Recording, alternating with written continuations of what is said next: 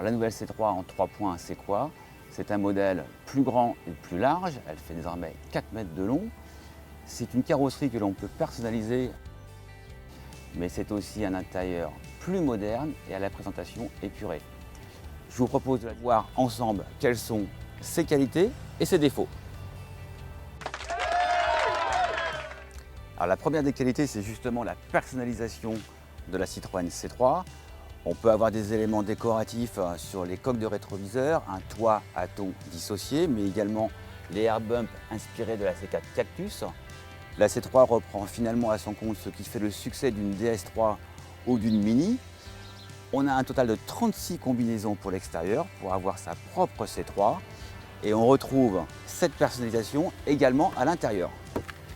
Dans l'habitacle, Citroën propose un choix de 4 ambiances avec des couleurs et matières différentes sur le bandeau de planche de bord, sur les panneaux de porte et sur la sellerie.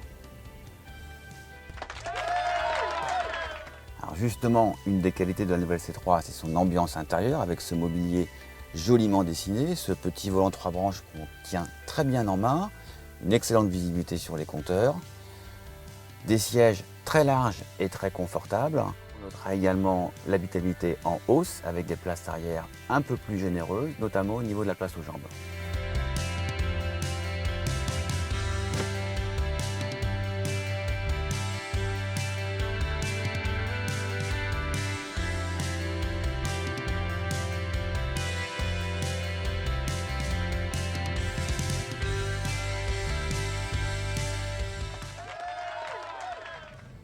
Alors ce qu'on apprécie à bord de la nouvelle C3, c'est que tout change.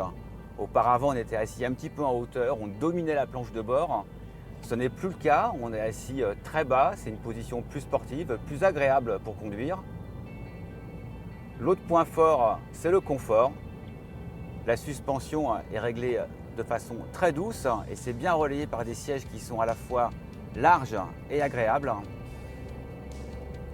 Et puis cette voiture, si elle n'est pas très dynamique, elle est quand même très bien tenue sur la route et elle sera tout à fait calibrée pour des longs voyages car Citroën a fait un effort d'insonorisation à bord.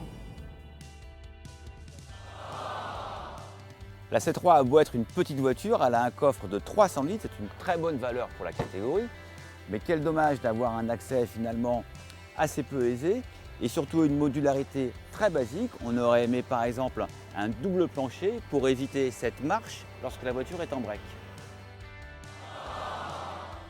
Un regret dans l'habitacle, c'est que l'habillage est entièrement en plastique dur et ça fait notamment toc sur le dessus de la planche de bord.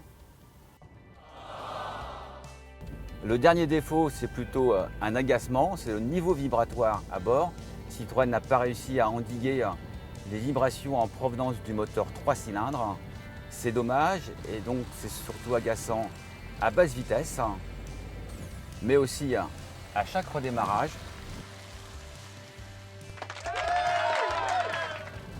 Alors au terme de cet essai, cette C3 nous a séduit. Ses qualités sont bien plus nombreuses que ses menus défauts.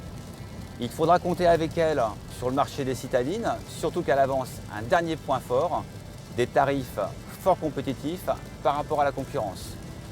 A bientôt sur l'Argus.fr.